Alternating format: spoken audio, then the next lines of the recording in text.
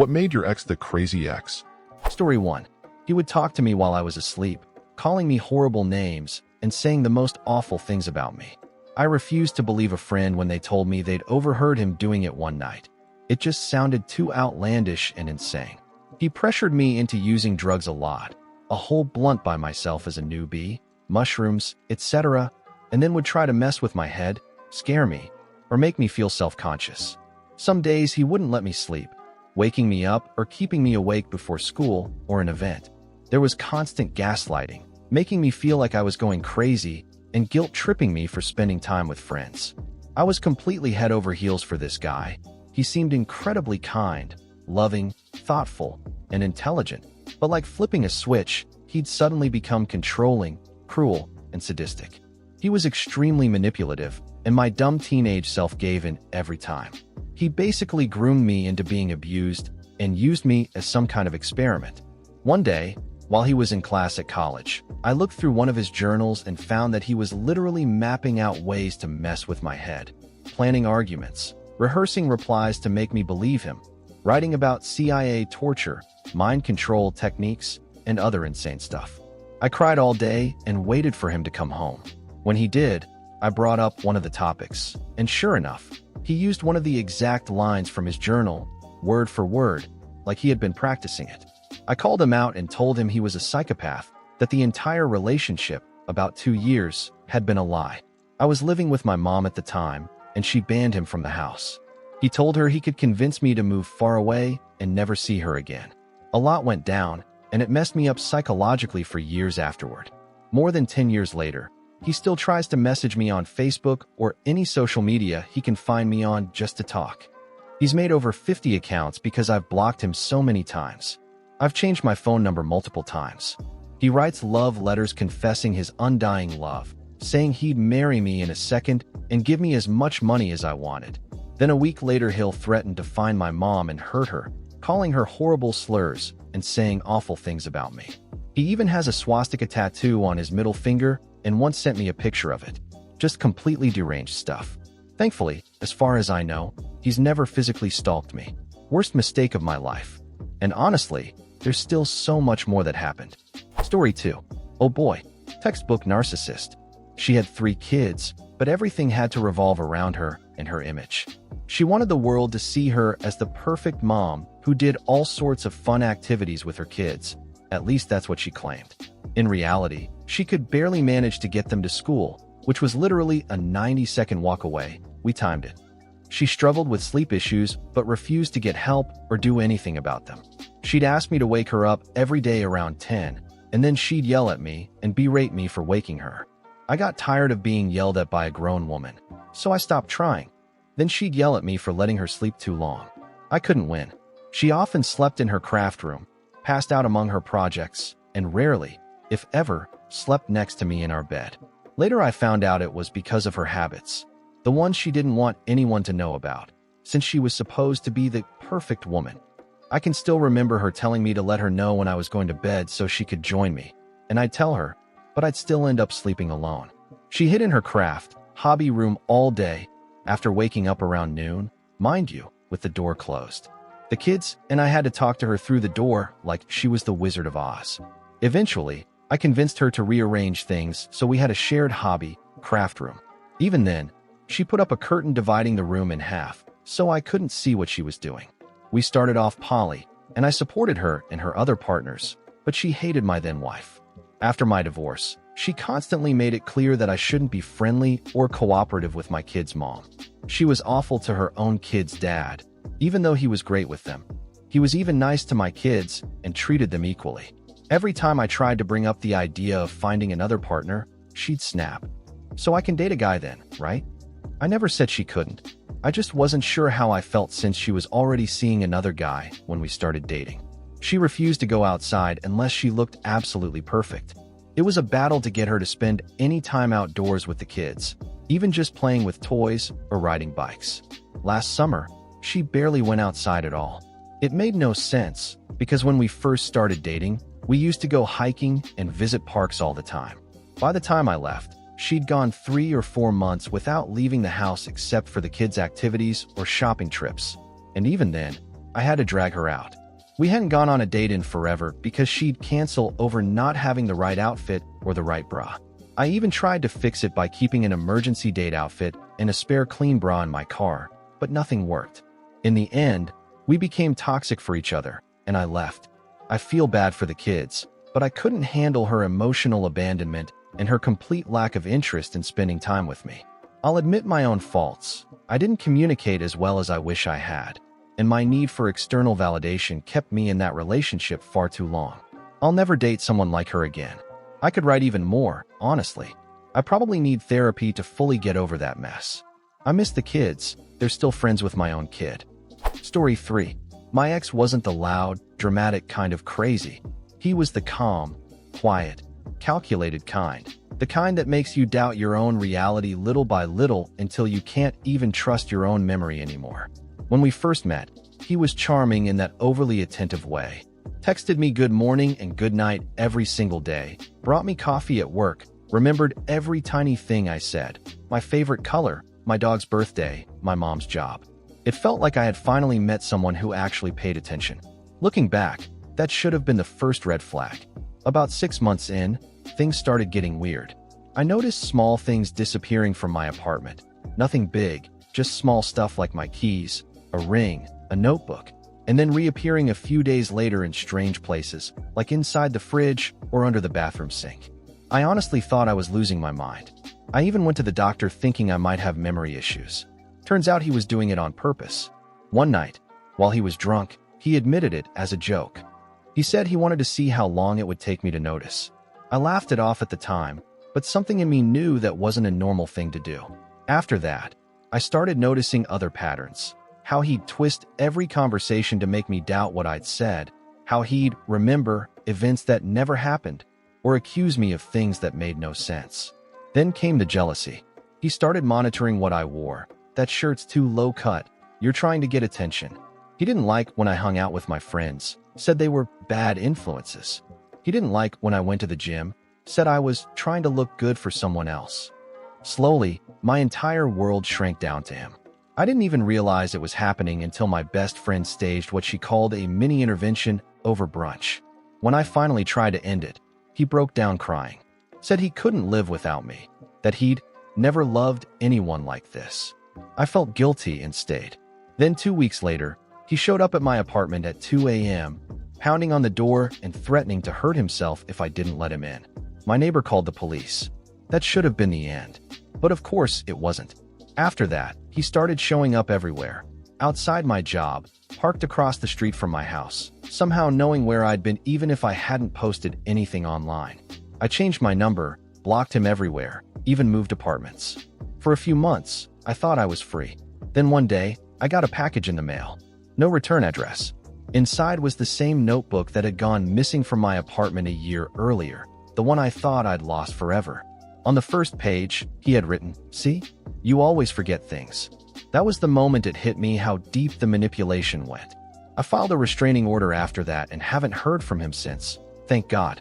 But even now, if I misplace something in my house, I get this sick feeling in my stomach that maybe he's still around somewhere, watching, waiting, just to prove that I'll forget again. I used to think crazy ex meant someone who yells or breaks things.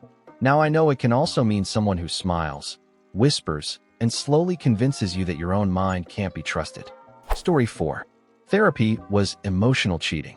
Spending time with friends was emotional cheating.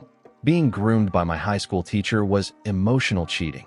Basically, anytime he wasn't the absolute center of my world, it was emotional cheating. He told me I was a cheater, that all my friends only pretended to care about me to be polite, and that no one could ever love me except him. He said I was full of issues and that I needed him to save me. Meanwhile, during the first month of our relationship, he was spam texting and calling another girl behind my back, begging her for explicit photos. He preached anti-racism, but, less than a month later, called me a communist for eating wontons with chopsticks and even used Ching Chong as a pet name.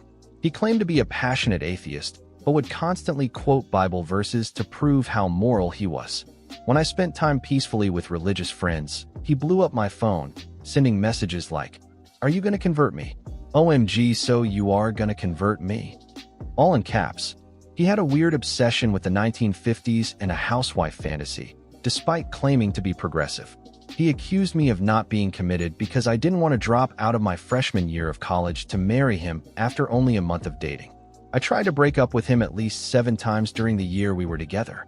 He called me a floozy and, at one point, literally followed me all over campus, to class, to work, to my dorm, until I took him back. Story 5. This was less than a year ago. It was a passionate relationship that escalated way too quickly and crashed and burned just as fast, all within 2 months. She had no social life outside of us and no job due to chronic illness, which I sympathized with and genuinely tried to be supportive about. But she would take out her loneliness and frustration on me by having tantrums and meltdowns whenever I did anything social with my friends or wanted time to myself.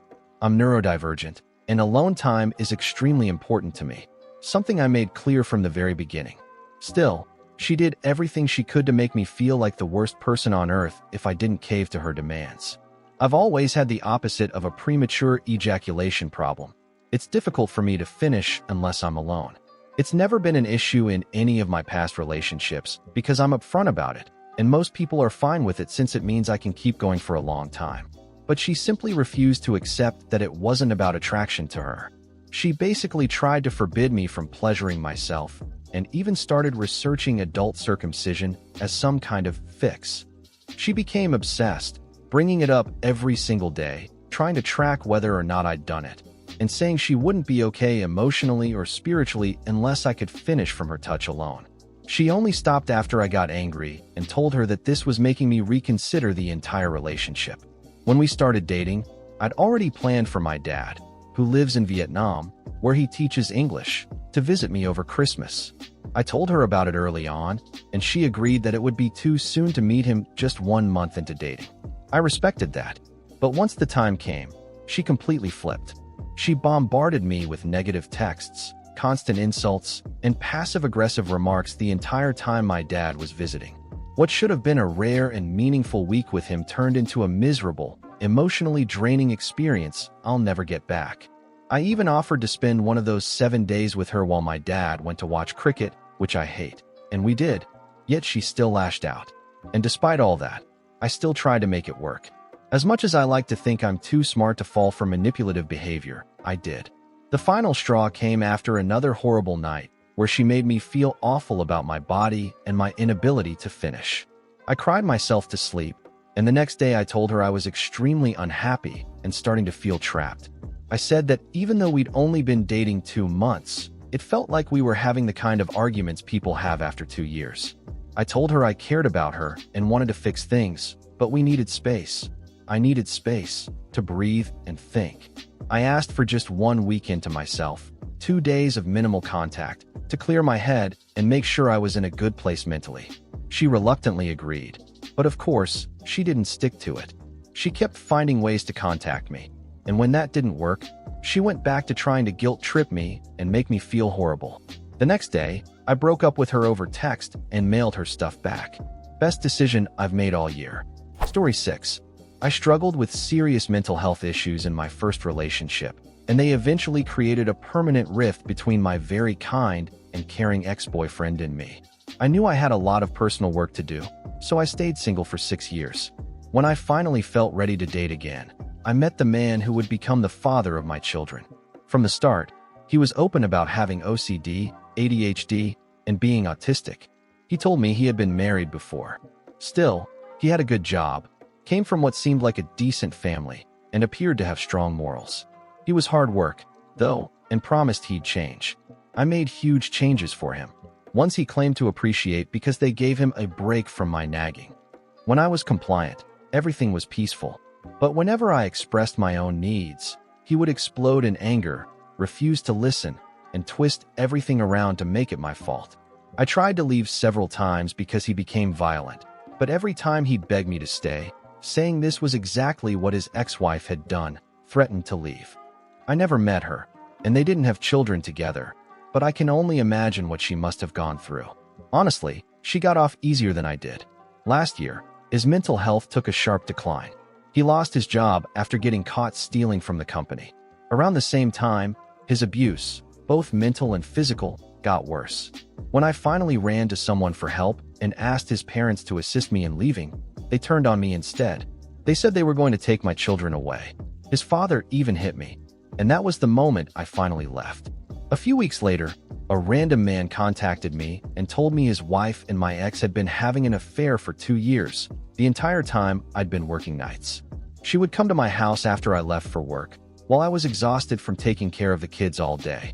My ex refused to pay for childcare, keeping me financially trapped and vulnerable. The rage and heartbreak I felt were unlike anything I'd ever experienced. I completely lost it. I don't even remember destroying my living room in anger. Thankfully, the kids were at their dad's at the time. When I confronted him, he lied straight to my face, insisting it was all made up and that the man was just trying to ruin him. But eventually, the guilt must have eaten away at him, because he confessed that it was all true. The worst part? For 2 years of our 5-year relationship, not only was he cheating, but his parents knew the entire time. They had lied to my face, and when I confronted them, they mocked me, said I was an idiot for not seeing it, and that they were proud of him because he's so handsome, he can have anyone he wants. I fell into a deep depression after that, but I eventually picked myself up. I focused on myself and my kids, got healthier, and had what I can only describe as the glow-up of the century. Meanwhile, he completely fell apart and tried to get me back. When I gently told him no, he said he loved me and then, right in front of me, cut his wrist with a large kitchen knife I hadn't realized was missing. That night was pure hell. I still have nightmares about it. Thankfully, he survived, thanks to our neighbors who heard the screaming and rushed over to help before the paramedics arrived. He's now considered safe to have unsupervised time with our kids. He's still with the woman he cheated with. I stay hidden, avoid contact with his family entirely, and only communicate with him about our children. I don't trust him, and I never will. Story 7. She was just a friend to me, but she was convinced it was something more. I told her clearly that I only wanted friendship, but she didn't accept that. Then she told me she wanted a baby and asked if I'd give her sperm so she could have one, which is illegal where I live. I understood her desire to be a mother, especially since she had already adopted a child, but she also already had a daughter, and there was no way I wanted to get trapped or entangled in that situation. So I told her it was best if I took a step back from our friendship. She didn't want that at all, but I stayed firm and calm. It wasn't easy. She was my friend, and I genuinely cared about her, but it was clear she had some serious issues, and I even reached out to her mother about it. After that, she started calling me nonstop, hanging up over and over, and causing a lot of stress. I went to the police, who warned her to stop. Apparently, it wasn't the first time. Her mother later told me the police had already spoken to her before. Eventually, I changed my phone number because it was just easier. Sometime later, a mutual friend told me she was pregnant. She had met a married man, had an affair, and gotten pregnant. The man was shocked but trying to rebuild his life with his wife, their new baby, and this woman. It was a complete mess for everyone involved. I remember letting out a huge sigh of relief. What a nightmare that could have been for me. Then, months later, I read a news report about her. She had taken off all her clothes on a train and either flushed them down the toilet or thrown them out the window. The train guard saw it happen and intervened. She was taken to a psychiatric hospital, and it turned out she had serious mental health problems. Mental illness is heartbreaking and difficult to live with or accept. Later, I found out that her older daughter had been placed in care, and the child she had with the married man was living with his family. She had lost parental rights completely because she wasn't able to function. As far as I know, she's still in the psychiatric hospital and doesn't seem to be getting out anytime soon. It's a sad situation, and part of me feels conflicted, but honestly, I know I dodged a bullet. Story 8. My high school boyfriend had undiagnosed narcissistic personality disorder, along with a serious and untreatable case of just being an awful person. He treated everything I liked or enjoyed as if it were worthless. He constantly criticized my clothes, my makeup, and how I presented myself. He hated my friends and actively tried to sabotage every friendship I had. He would pick fights right before my assignments were due, shame my intelligence whenever I accomplished anything, and claim that I only got good grades because teachers felt sorry for me. He showed up at my workplace multiple times without warning. He demanded to drive me to and from work, and insisted I lie to others about where I was. He physically assaulted me more than once, and also sexually assaulted me. He had major problems with speeding and alcohol. Whenever I spent time with anyone else, he'd threaten to hurt himself. He constantly accused me of cheating, especially if I dared to wear a skirt. He once accused me of giving him an STI he couldn't even name and had no medical proof of, then got angry when I refused to take the unmarked pills he gave me to treat it. Breaking up with him was the best thing 18-year-old me ever did. Getting therapy for the PTSD that followed was the second best. Know your worth and never tolerate that kind of behavior from anyone. Story 9. I was getting a ride home from work from my then-husband. We had already separated and were finalizing our divorce. During the drive, he mentioned that he'd bought a new gun that day and wanted to go test it out. We were driving far out of town, down a remote lease road, when he kept insisting that I get out of the car. I refused, and the look on his face absolutely terrified me. He started walking around to my side of the car, and I immediately yanked out some of my hair, stuffed it between the seats, and licked my palm to wipe it on the door, just in case. He didn't notice because he was walking slowly, loading the pistol. Then he stood right outside my window, looked me straight in the eyes, and fired all the rounds off to the side. After that, he got back in the car and dropped me off like nothing had happened. For some extra context, there had been another incident before. He once came into the room with a loaded gun, waving it around and threatening to shoot himself if I left him. I was holding our newborn baby, and our toddler was standing right next to me. He's the crazy one. If you enjoyed the video, don't forget to leave a like and subscribe, activate the notification bell, and share a similar story or anything you'd like to say in the comments. See you next time.